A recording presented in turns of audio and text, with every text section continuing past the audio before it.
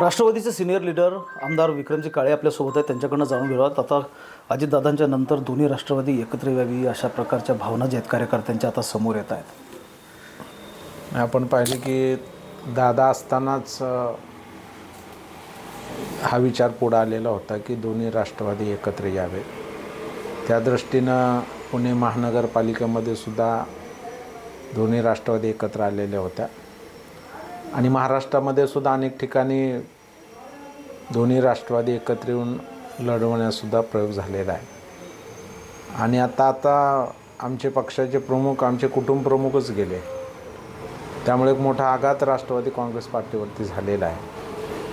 कामानं झपाटलेलं व्यक्तिमत्व माननीय नामदार अजितदादा पवार साहेबांचं होतं आणि जनसामान्याला, कष्टकऱ्याला, अगदी खेड्यातल्या आमच्या शेवटच्या माणसालासुद्धा दादा आपले वाटायचे.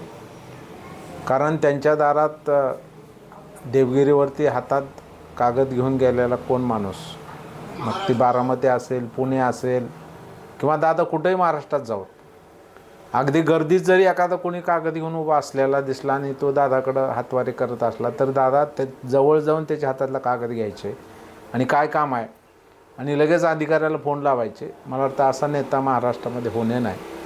आणि त्यांना कामाची आवड होती, नव्हतं ते झपाटल्यासारखं काम करायचे.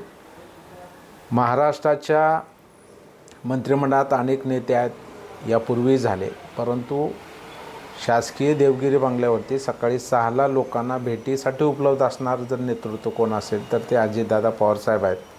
याचा सर्वांनीच उल्लेख केला. मी राष्ट्रवादीचा कार्यकर्ता म्हणून उल्लेख करत नाही, तरी सर्व महाराष्ट्र जाणतो. त्यामुळं आज खरं म्हणजे आम्ही निशब्द झालेलो होतो. आम्हाला आज बोलता येत नाही. आजही आम्ही दुःखामध्येच आहोत. आम्ही काय आजही बाहेर पडलेलो नाहीत.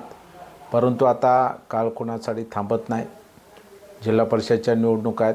काल निवडणूक आयोगानं 2 दिवस ती मुदत पण वाढवलेली आहे. त्यामुळं कार्यकर्ते संभ्रमात आहेत की आम्ही प्रचार करावा की नाही करावा. तर मला वाटतं की शेवटी आपल्याला पुढं जावं लागेल. कारण दादांना घरात बसणं कधी आवडलं नाही किंवा दादा आपण गेलो बंगल्यावरती आणि दादा दुपारी आराम करतायत, 5 वाजता भेटतील, असं कधी उत्तर आम्हाला मिळालं नाही संबंध 40 वर्षामध्ये. त्यामुळे दादांना काम प्रिय होतं. तेव्हा दादांचं जे काय अभिप्रेत असलेलं काम आहे ते पुढं नेणं राष्ट्रवादी काँग्रेस पार्टीच्या सर्व कार्यकर्त्यांची त्या ठिकाणी भावना आहे. आणि म्हणून आमचे वरिष्ठ नेते, प्रदेशाध्यक्ष माननीय खासदार सुनीलजी तटकरे साहेब असतील, ज्येष्ठ नेते आमचे खासदार प्रफुल्लभाई पटेल साहेब असतील, किंवा आता प्रमुख म्हणून ज्यांच्याकडं आम्ही पितृत्वाच्या नात्यानं पाहतो, पितृतुल्य व्यक्तिमत्व माननीय शरदचंद्रजी पवार साहेब असतील, किंवा मंत्रिमंडळात माननीय छगन भुजबळ साहेब आहेत, हसन मुश्रीफ साहेब आहेत, असे अनेक ज्येष्ठ मंडळी आहेत. ते सर्व बसून शेवटी राष्ट्रवादी हे कुटुंब आहे. यापूर्वीसुद्धा जेव्हा काही निर्णय व्हायचा, विचार व्हायचा, तेव्हा आम्ही एकत्रित बसून निर्णय करायचो. त्याच्यामुळे वाटतं पुढचेसुद्धा निर्णय सगळे एकत्रित बसून होतील. त्यामुळं आता उद्या काय हा प्रश्न जरी सगळ्यांना पडलेला असला तरी शेवटी रूढी परंपरेनुसार आपल्याला काही गोष्टी पूर्ण केल्या पाहिजेत. आज 3रा दिवस आहे. अजून आपल्याला रूढी परंपरेनुसार सर्व विधी पूर्ण करायचे. त्यामुळं महाराष्ट्राच्या जनतेला जे काही त्यांच्या मनामध्ये उत्तर आहे ते मिळण्याचं काम मला वाटतं नक्कीच त्या ठिकाणी होईल.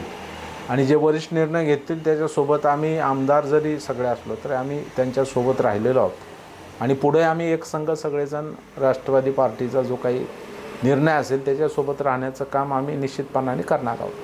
उपमुख्यमंत्री म्हणून सुनेत्रा पवार यांचं नाव आता पुढे येते, त्यांना उपमुख्यमंत्री केलं जावं असंही कार्यकर्ते सांगतायत.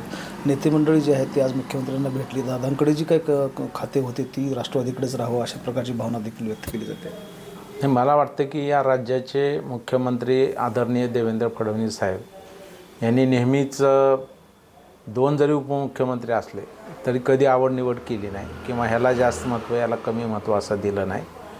दोघांनाही अगदी सर्वांना समसमान, म्हणजे आम्ही आमदार जरी राष्ट्रवादीचे असलो तरी आम्ही एखादं काम मुख्यमंत्र्याकडे घेऊन गेलो तरी तितक्याच आपुलकीनं जसं भाजपला ते त्या ठिकाणी महत्त्व देतात तेवढंच महत्त्व आम्हालासुद्धा दिलेलं आहे. त्याच्यामुळं मला वाटतं की राष्ट्रवादी काँग्रेस पक्षाकडे जी खाती आहेत किंवा जी पदं आहेत ती कायम ठेवण्यामध्ये कुठली अडचण माननीय मुख्यमंत्री महोदयांकडे असणार नाही निश्चितपणाने.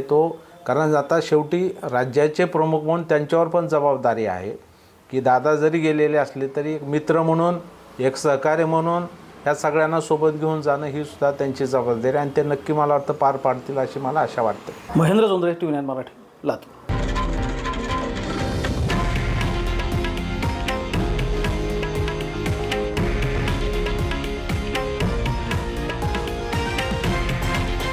हे आहे देशातील नंबर 1 न्यूज नेटवर्क आणि आपण पाहत आहात TV9 मराठी, एकमेव.